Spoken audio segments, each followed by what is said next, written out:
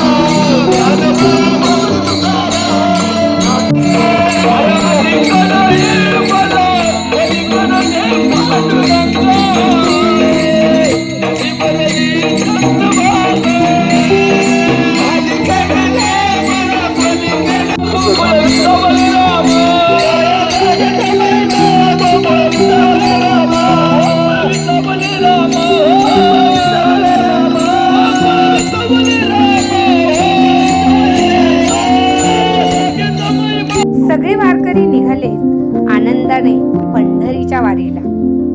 एक नव्हे, दोन नव्हे, कित्येक मुक्काम ते अनेक ठिकाणी केले जातात. सगळेजण एकत्रित एकमेकाला जपून ही वारी करत असतात.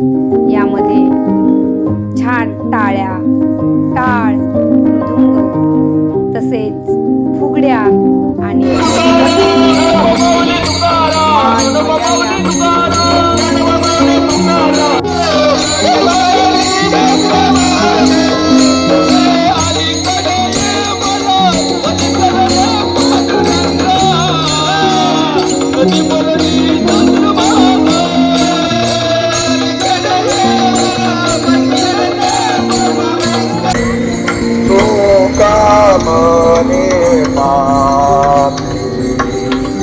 म्हणे पापी तो का म्हणे पापी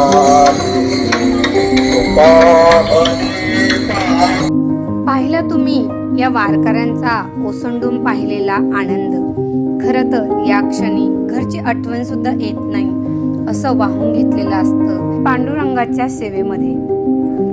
आणि विठ्ठलाचं गुण गात गात ही पुढे पुढे चाललेली असते वारी. काय तो वारीचा आनंद. जो माणूस एकदा वारीमध्ये जातो तो कायमची वारी करत असतो. त्याचं खरं मन त्या वारकऱ्याला समजलेलं असतं. मग ते वय झालेलं असो, काही दुखत असो किंवा काही असो, पण वारकरी हा आनंदीने वारीमध्ये सहभागी होतो आणि आपले सगळे दुःख तो या वारीमध्ये विसरून जातो. कारण त्याला शक्ती देणारा असतो तो पांडुरंग, तो विठ्ठल, आणि त्याचाच नामाचा असतो हा जयघोष.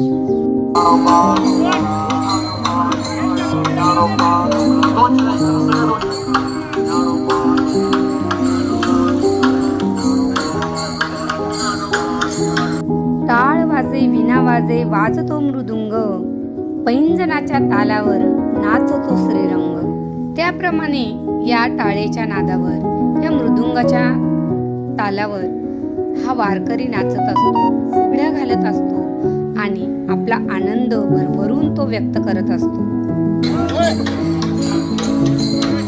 दोन मध्ये घ्या चला, दोघं जण चला.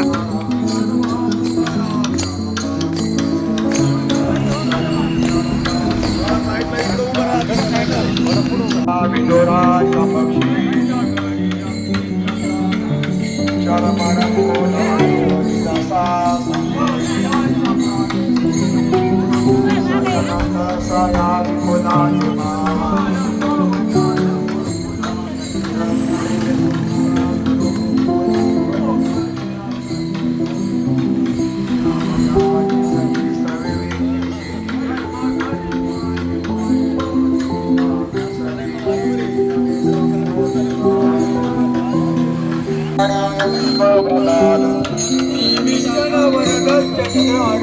व्यासाने वशिष्ठ वर्णिकाधिकार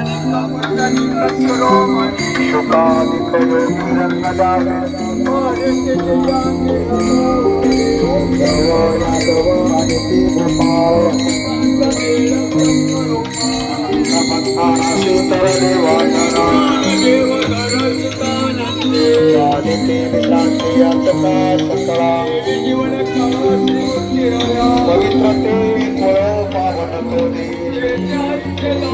कोणी धर्म त्यांचा झाला नारायण वरणाभिमान कोण झाले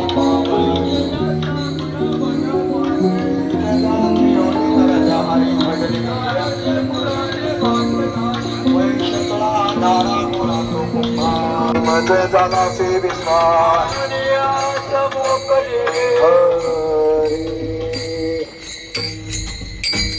पुण्यवंत व्हावे गीता सज्जनाची नावे, गीता सज्जनाची नावे, गीता सज्जनाची नावे, हे माझे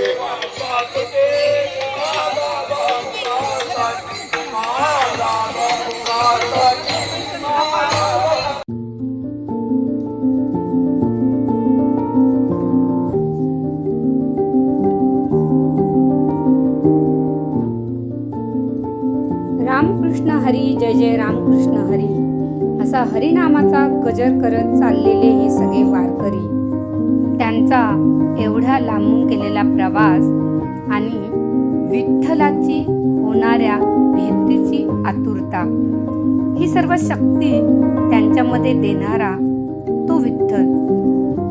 खरंच कितीही ओढ हरिनामाची आणि भेटायला जाणाऱ्या पांडुरंगाची. खरंच ही किमया खूप मोठी आहे आणि तो घडून आणणारा पांडुरंग त्याहूनही मोठा आहे. हे सगळ्यांच्याच नशिबात नसतं. ज्याला देवाचं बोलवणं असतं त्यालाच वारीला जायला नशीब मिळतं. नाहीतर मनात असून सुद्धा वारीला न जाता येणारी अनेक लोक मी पाहिली